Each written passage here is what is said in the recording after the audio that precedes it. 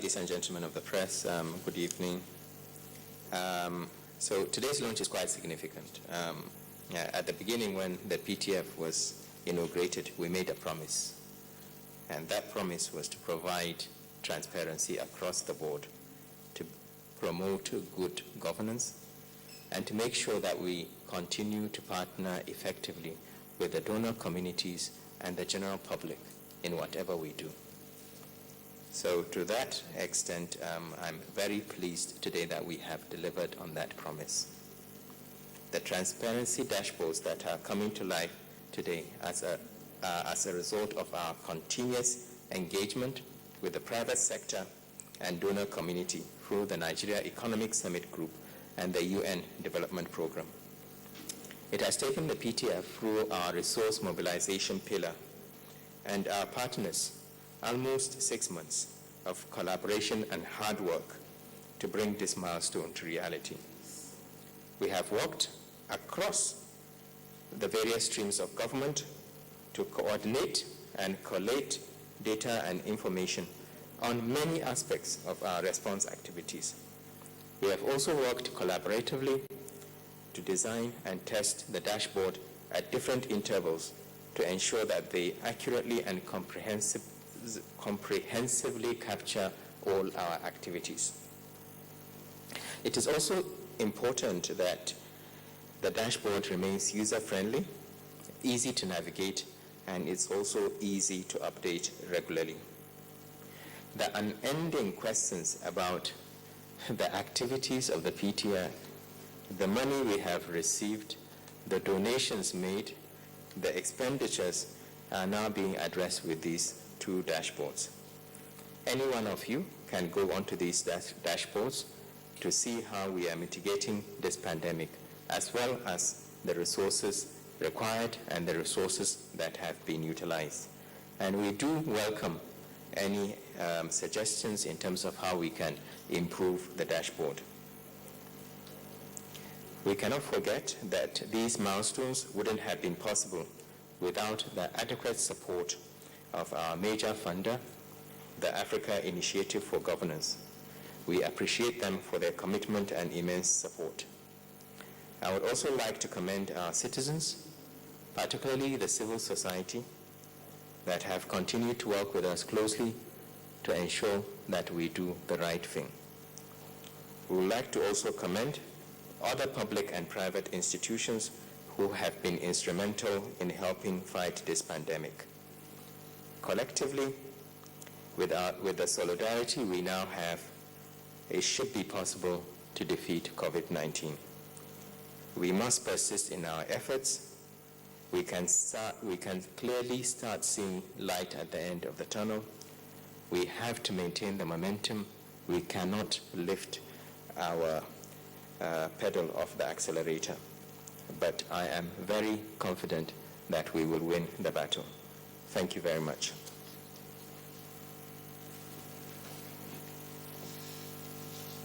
Finally, for this phase of the program, I invite the chairman of the Presidential Task Force on COVID-19 to the podium for the official launch of the dashboards.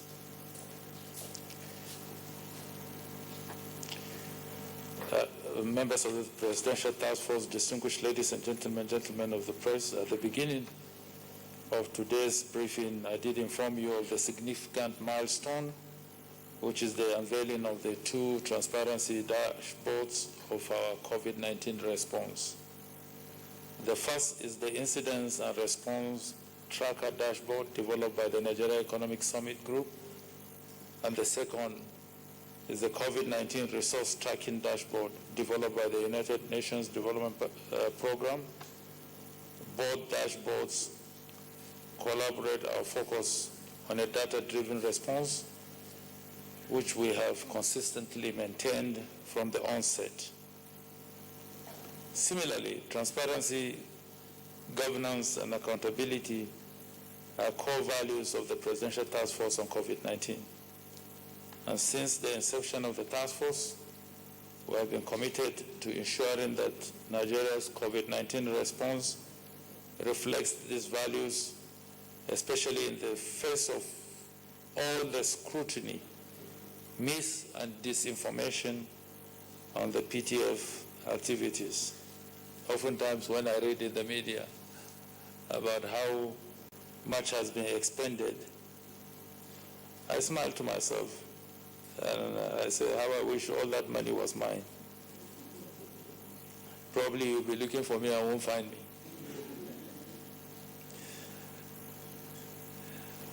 Since international best practices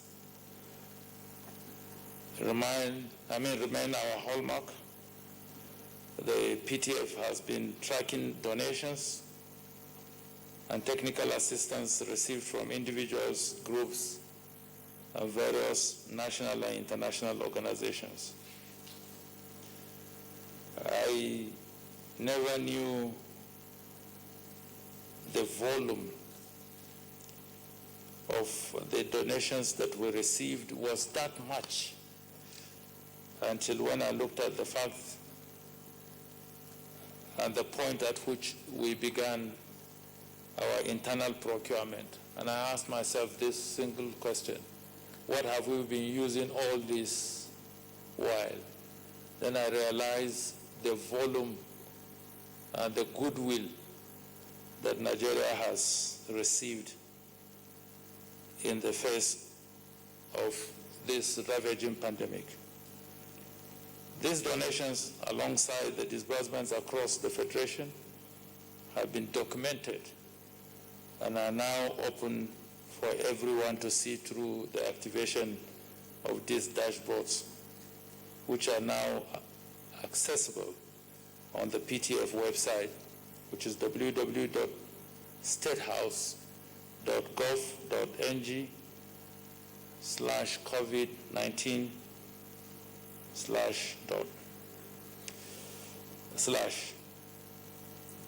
What this presupposes is that you don't even have to ask anybody.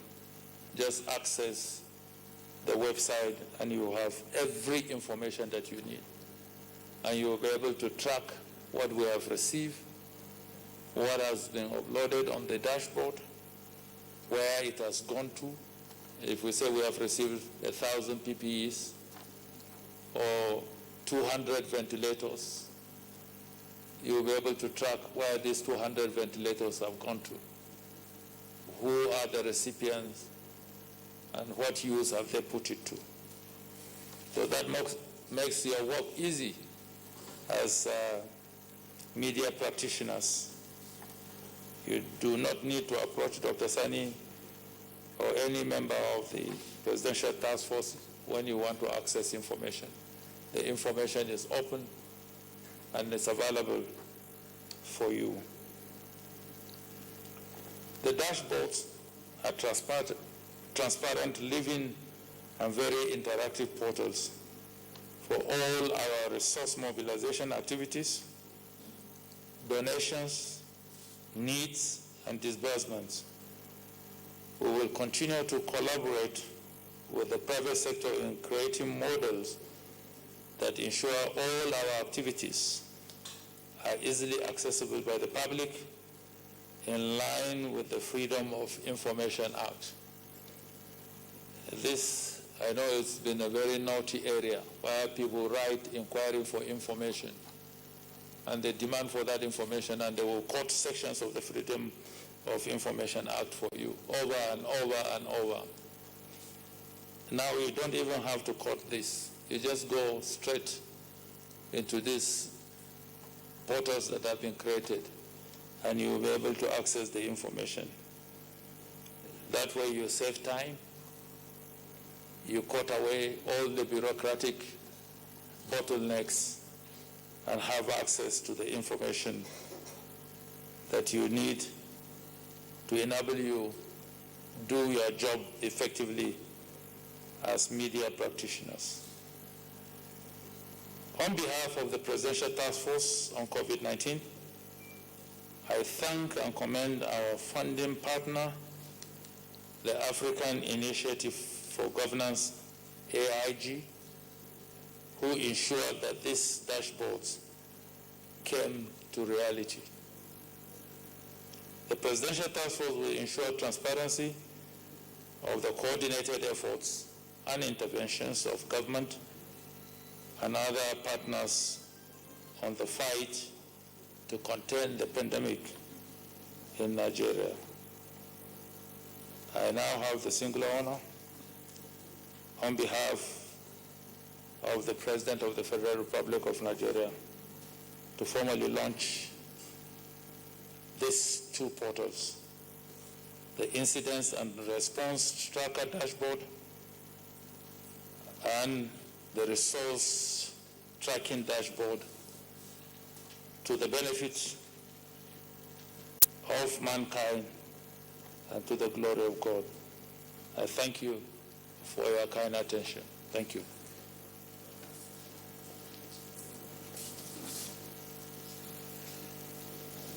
Thank you. We bring to a close that program within the program.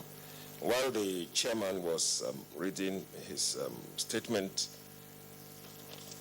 the president of the Nigerian Medical Association, Professor Innocent Uja, MNI, came in. He's the newly elected president, and he's on his goodwill and solidarity tour. He's associating with this national briefing because the frontliners and our last line of defense, the medical personnel, he's representing them here. And at any point in time, if you wish to ask him any question, please, he's here. Professor Uja, can you please rise to be identified? You're welcome. Now we move to the question session. If you're ready with your questions, we are set to take them.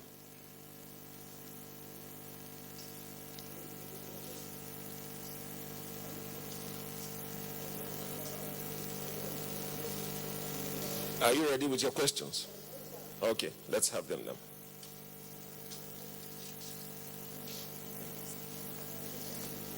Good evening, sir, the SGF, honorable ministers, and my colleagues. I have a question, and at the same time, my name is Abiodun Popola from Voice of Nigeria, Yoruba Service. I also have a report, because last week I was in 2 states in the Southwest, and it was very saddening because it's just as if it is only Abuja that we are talking about COVID-19. I was in Ogun State, precisely Agbado, Okearo. Till today, the tricycles are still carrying 4 passengers, plus the driver making it to be 5 in numbers. I was able to sit with one of them to discuss, even a member of their union, but they are telling me that that is in Abuja, not in Ogun State. And I could remember there was one time I spoke about this issue, that we need to invite the unions so that they can talk to their members. Same thing in Lagos State. The most surprising one is at the BRT station. They were just looking at me as if, where is this person coming from? So I just want to suggest that we still need to meet with the unions. The state government alone cannot do it. And I also like to put it in Yoruba to my Honorable Minister of Information.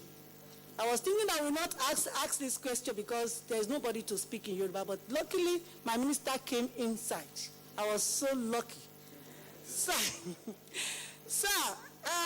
mo fẹ́ sọ ní èdè Yorùbá torí pé mo fẹ́ kẹ́ bá mi dáhùn ẹ̀ ní èdè Yorùbá. Mo rìnrìn àjò lọ sí apá ìwọ̀ oòrùn gúúsù orílẹ̀-èdè Nàìjíríà, pàtàkì jùlọ ìpínlẹ̀ Èkó àti ìpínlẹ̀ Ògùn. Onílọ́pọ̀ oṣù kẹfà èyí tí àrùn COVID-19 wọ orílẹ̀-èdè Nàìjíríà láti ìpínlẹ̀ Ògùn ni ó ti wá. Ṣùgbọ́n ní Àgbàdo Òkè-Àró, àwọn kẹ̀kẹ́ tó ń rìn níbẹ̀, èèyàn 4 náà ń gbé pẹ̀lú dírẹ́bà wọn, wọ́n di 5. Kí la fẹ́ ṣe sílẹ̀ yìí? Mo rántí pé mo gbà wá nímọ̀ràn kan pé ó yẹ ká pe àwọn àpájọpọ̀ ẹgbẹ́ wọn láti lè bá àwọn èèyàn wọn sọ̀rọ̀, láti jẹ́ kí wọ́n ní òye nípa pé àrùn COVID-19 kì í ṣe irọ́, òtítọ́ ni. Bákan náà ní ìpínlẹ̀ Èkó, èyí tó burú jáì ni pé BRT bus station wọn gangan ni, ṣó ló dàbí pé níbo léegun eléyìí ti wá. Mo fẹ́ kí ẹ sọ kó lè yé wọn dáadáa pé a nílò láti pe àwọn tó jẹ́ ẹgbẹ́ wọn láti jẹ́ kí òye yìí kó lè yé wọn dáadáa. Thank you very much, sir.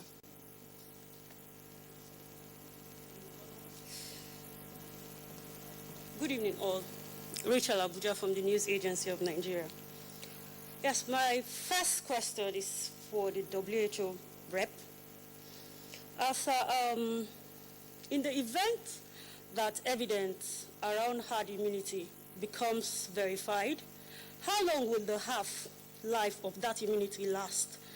In the event that it is short, is there any scientific ways of elongation? Thank you very much. My next question is for the coordinator. I pray this one is not difficult. One way this pandemic could end is the possibility of mutating from more severe to less severe strain. Now, sir, what strain of this virus do we have currently in the country?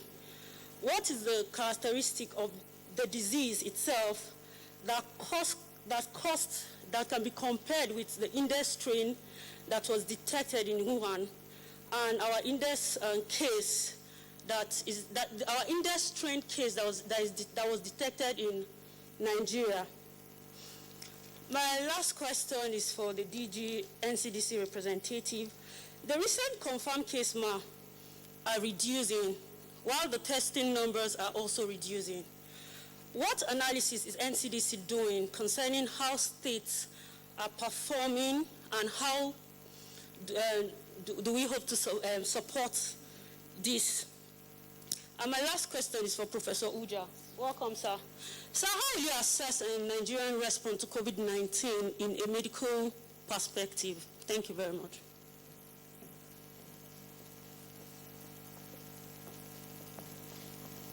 Good evening, sirs. My name is Yemi Adebayo from AIT. My question will be a bit different from what my colleagues are asking. The first one has to do with the dashboard that has just been launched. The STF, sir, I would like to find out, sir, does this dashboard, if Nigerians go on the dashboard and access this information, do they contain donations from international organizations as well? Then, for some of the funds that have been expended on procurement of medical facilities by the PTF, does this dashboard also contains this information as well? Then this takes me straight to the Honorable Minister of Humanitarian Affairs. It's good that the PTF is launching a dashboard to actually ensure transparency and accountability.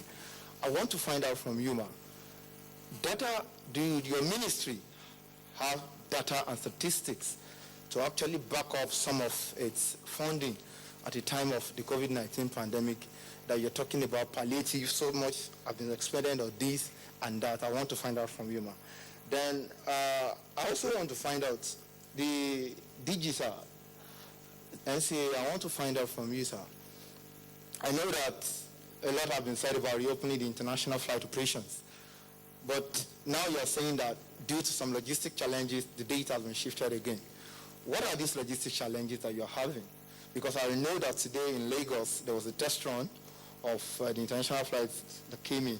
I want to find out what are these logistic challenges that you're having, and hope that on September 5, there won't be a shift in data as well. And finally, SDF, I'm pretty much aware that there was a COVID-19 election guideline that was launched by the NCDC. But perhaps when you look at what is happening now, perhaps ahead of the Edo election, you could say that maybe these guidelines was just launched for people to take a glimpse at and just look over. I remember that I asked that what is the collaboration like between the PTF and the political clerks that the states are holding elections on ensuring that all the non-pharmaceutical guidelines are adhered to. What is happening in Edo? Everybody is much aware of it. What is the PTF doing in this regard? Because if we are saying that we are having some sort of development in terms of fighting COVID-19, successes have been recorded, what is happening in Edo also readily brings to mind that this confirmed case of COVID-19 might continue. These are my questions. Thank you. Good evening, Chairman and members of the PTF. I am Mitaire Ikben. I report for the NTA. My question is for the National Coordinator of the PTF or the representative of the NCDC.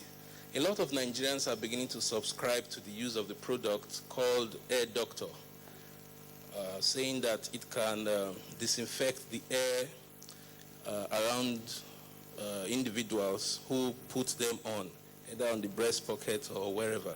So I want to know whether the PTF considers this product effective in warding off COVID-19 infection, and if the PTF will encourage Nigerians to subscribe to the use of the product. Secondly, for the PTF national coordinator as well, you have been talking about Nigerians not adhering to the use of face masks. And even here in the nation's capital, we find a lot of supermarkets and malls where you find out that they don't care anymore whether people come in with face masks, which is one of the non-pharmaceutical interventions for containing the virus. In that regard, I want to ask if the PTF is interfacing with the state governments in the area of enforcement, because I know that the PTF will not enforce, but the various state governments are meant to enforce. Thank you.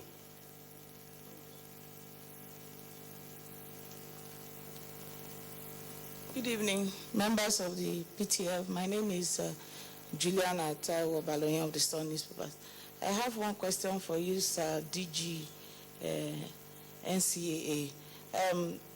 We've had reports of complaints of passengers that were evacuated, that some of them had to pay bribes, to be cleared, to be given their passport and all that. I want to find out efforts in place to collaborate with all these agencies at the airport so as not to frustrate the gains that have been made.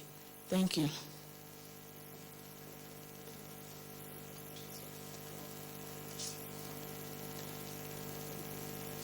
Thank you. We've taken all the questions and we're receiving responses from the DG NCDC, the national coordinator. Then we'll take Professor Abuja before we take the WHO country rep, then the DG NCAA. After that group, we'll have the Honorable Minister, Humanitarian Affairs, Disaster Management and Social Development, followed by the Honorable Minister, Information and Culture, before the chairman of the PTF wraps it up. So let's begin with the DG NCDC.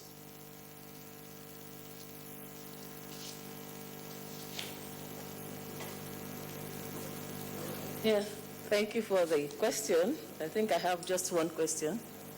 And it's talked about the confirmed cases and the analysis done in terms of also the less number of samples that have been collected. Now, yes, we observed that. I'm happy that we're really, also doing your analysis and checking the data. That's very good. We have actually just looked at the data by state, and we have categorized our states according to when we talk about positivity, that's the level of positive samples compared to the level of samples collected. So we've categorized the states into 4 categories, and we're working with them because most challenges in the state are state-specific. So it's not one shoe fits all. So when you look at what the challenges in each of the states, we work with them. I mentioned earlier here that our team members are in all, at least 29 states now, working with them to implement the plans that they have put to increase their sample collection, activities. And that is making sure that they have sample collection in all the local governments in their states. It's not easy because, of course, you need the states to get the buy-in. You need the political arm to also agree to it. And there are a lot of things happening in the state. So we're still working with them. It's an ongoing exercise. It's something that we really want the state. Because it's only when we have the lot of samples collected Our goal is to have less positive cases and more samples collected. And that reduces our positivity, but it shows us that we are collecting, but we are not finding because it's not there. But we need to find it. We need to collect samples. So we're working with states according to their specific challenges. That's how we're doing it. Thank you.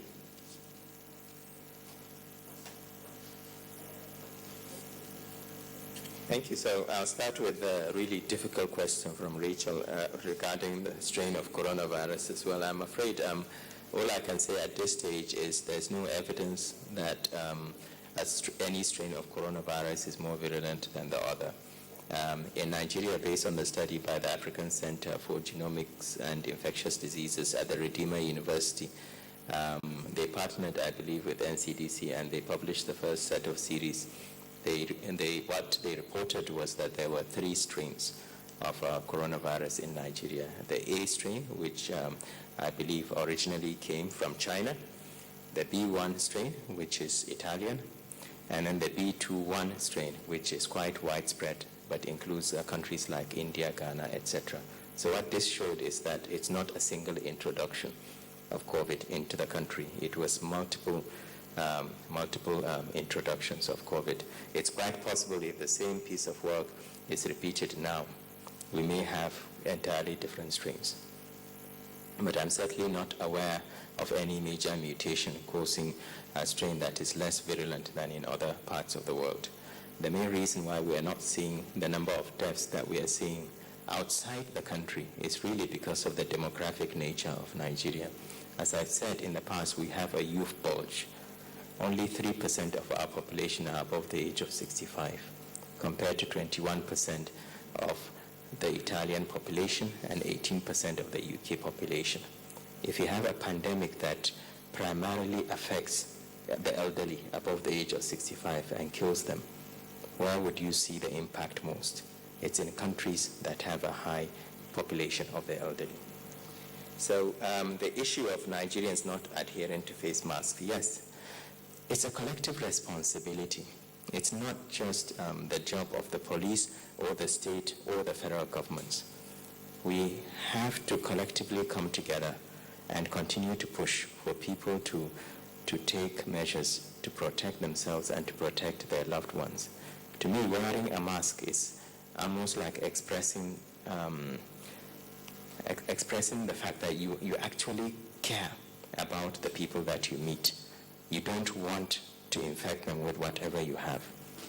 The only way we can continue to improve on our compliance is if communities come together and realize that it is in their best interest for those measures to be applied to those societies or communities. It's not just about the police, because you cannot have police everywhere.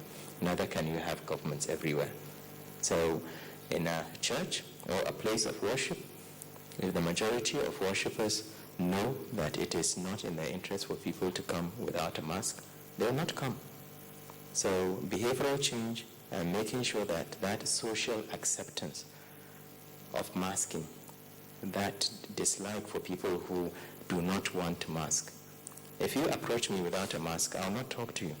I'll not even engage you at all. And I think that's what we should really be doing for people who continue to put our lives and the lives of our loved ones at risk. I'm afraid I've forgotten the last question.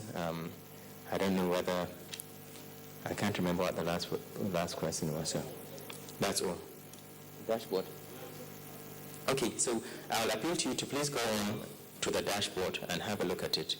It contains information that you've already asked for. When it comes to commodities or items, it's the things that we have received. So regardless whether it's procurement or whatever, it's something that we must have received. We do not have details of procurement activities, but we'll have details of what we have bought, because that's the primary reason why it was put up. We also have details of the money that we have received and the money that our partners, including the UN, Basket, and CACOVID, have received, and how this was expended. But please have a look at the dashboard. If you still have questions, get back to us. Thank you.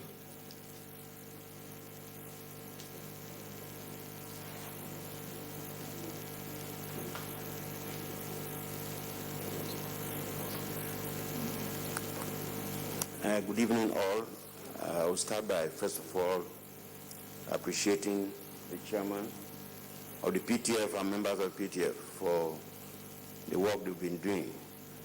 I must say that our partners in this process, the Nigerian doctors are part and parcel of the process, and we are committed to working with the PTF and other like-minded people who are committed to contain this ravaging pandemic, totally unprepared for.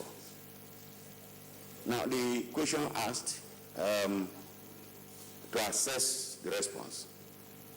Well, as a scientist, it's very difficult to say, for me to say this is what it is, but as a human being, I know that Nigeria is doing well in my own assessment because there is what we call political will. The commander-in-chief has demonstrated political will by allocating sufficient fund. The fund couldn't be sufficient anyway, but has allocated some fund. And for the first time, I've noticed that the private sector has made substantial contribution to this response. It's not like this when we were fighting the Ebola in 2014. So something positive is happening. However, a lot needs to be done because we do not know, just like the national coordinator does not know when COVID will end. Nobody knows. And because nobody knows, we should continue to work very hard and see how we can do the best we can to contain this ravaging pandemic. It's a sad development, but we are thankful to God because a situation where a disease is a leveler and we have not suffered as much. We don't want to suffer at all. But when we compare ourselves to the developed world, we thought America has all the remedies to anything on this earth. We are in the same category now because all of us have been brought to our knees. They can no longer tell us that they have this and have that because they are dying more than us. Now, why they are not dying is what we should look at. Not die as much, because that calls for research, the chairman PTF. And as a researcher, this is an area that we must bring to the board to be able to see. We'll do many more things to do.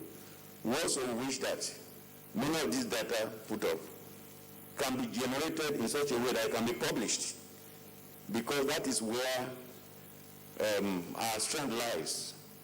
The world, whatever you do, if you don't put it out, it's no work done in science. So I would suggest that a crack team, I don't know whether it's already there, but a crack team of researchers will have to be put together. Let's document whatever we are doing. There are so many things to do. Is it the liver? Is it the kidney? Is it the brain? Is it the heart? Is it the lungs? We need to study in details what effect COVID-19 is having on our body, apart from the socio-economic circumstances that it has created for us. The health implication will have to be looked into details, and that comes with research. I'm sorry I don't know much of the role of researchers. I was the DG of NIMA during Ebola, and I don't know the involvement of the DG of NIMA today, Nigerian Institute of Medical Research, as well as NIFRID in the containment. But by and large, I think that we are doing well, but we could do better. Thank you very much.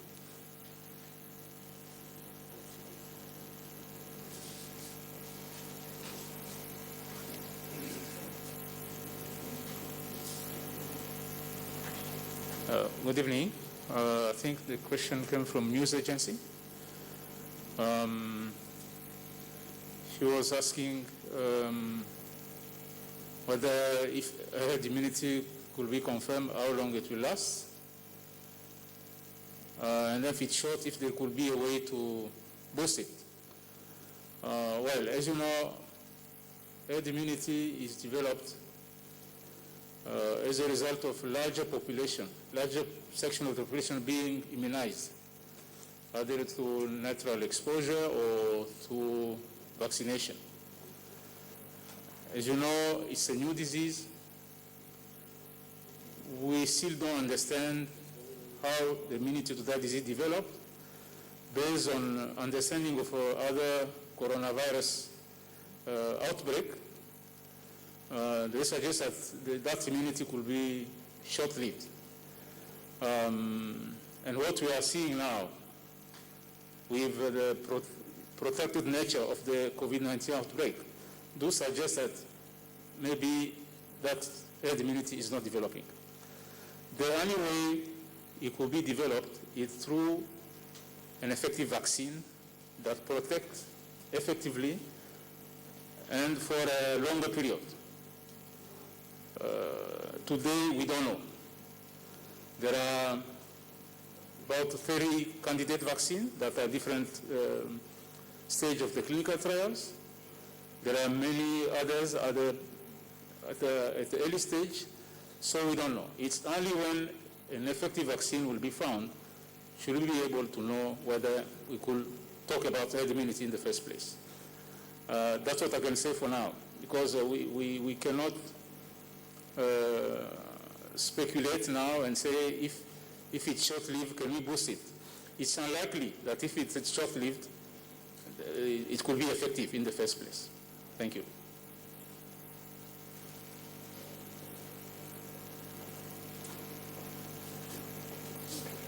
Thank you. I believe I have two questions. I'll start with the second questions on the issue of BREPS before you collect your passports. Last week, it was the issue of BREPS for COVID clearance at the airport.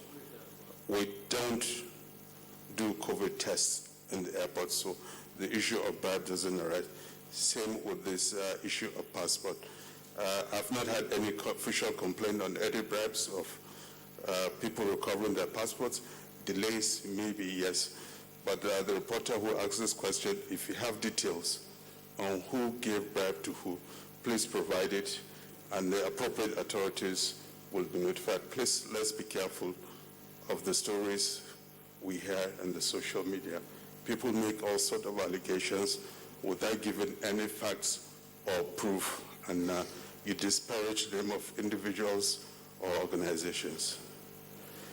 Second one was the issue of the logistics. Yes, we did carry out a walk out of the Murtala Mohammed Airport, Lagos, being the biggest airport in Nigeria. With the fact we got to start in 2 days' time. We had authorities of Nigerian Civil Aviation Authority, Airports Authority, and other agencies just go through the airport to make sure we got everything. We want to catch any gap or anything we might have missed with the view to rectifying it before we start on Saturday. As regard to the logistics, it has to do with the online platform, where before departing you're supposed to go fill information, health information, contact information, and pay for your second COVID test in Nigeria 7 days after you arrive. There are some issues because you're going to have an initial platform, and depending on where you're going, it's going to direct you to another particular platform to deal with that.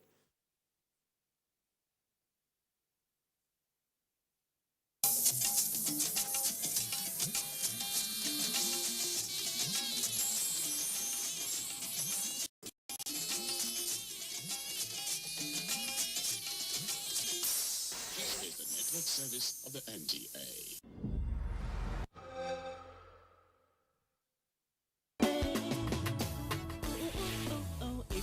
You can, we'll all care. I share, you share, and we all share. It will be a beautiful